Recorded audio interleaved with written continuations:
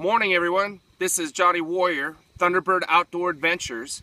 We're out here in the bush right now, and today I'd like to talk to you about potable water. Potable water meaning water that is clean enough for consumption.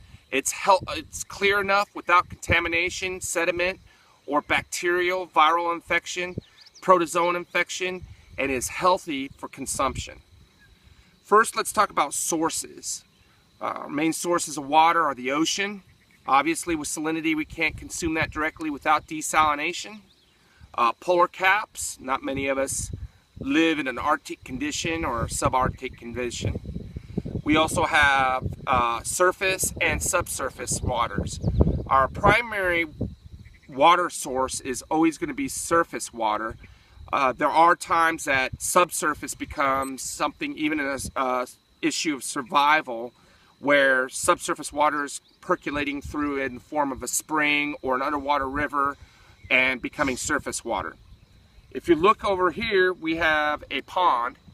This is an example of, more often than not, the type of source of water that we're going to find out here in bush or in a field environment, where there's heavy in particulate matter.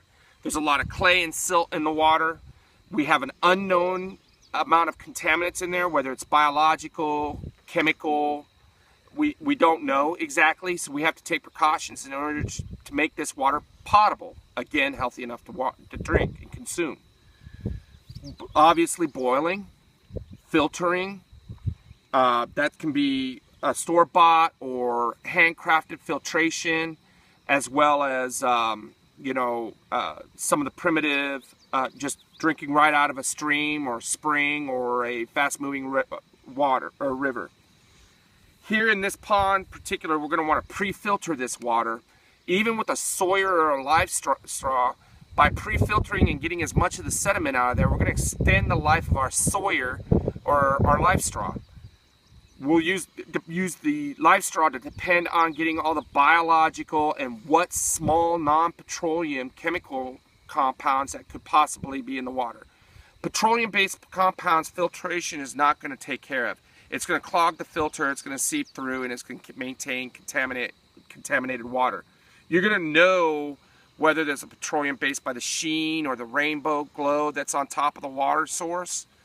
Ideally, using a spring or a fast-moving stream, medium-moving large creek to medium river is your ideal water source, because when it's flowing quickly, it's pushing a lot of the contaminants along the shoreline.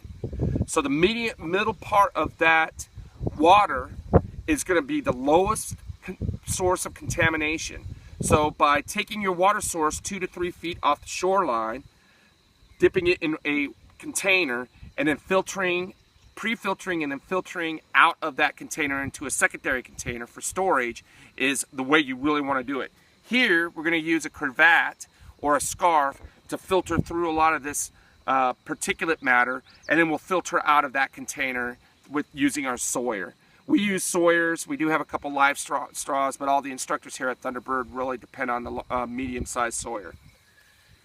When we're dealing with the water source, we're looking around the edges and we're seeing if there's any type of dead animals, for two reasons. One, if we have 3 or 4 dead carcasses out here, the water source itself could be the cause of death. But secondly, if there's decaying matter that produces a lot of biological toxins within the water, maybe we need to go ahead and find another water source. If this is the only water source we can find and we're in dire need of water now, pre-filtering, boiling, and then filtration is something that I would highly recommend.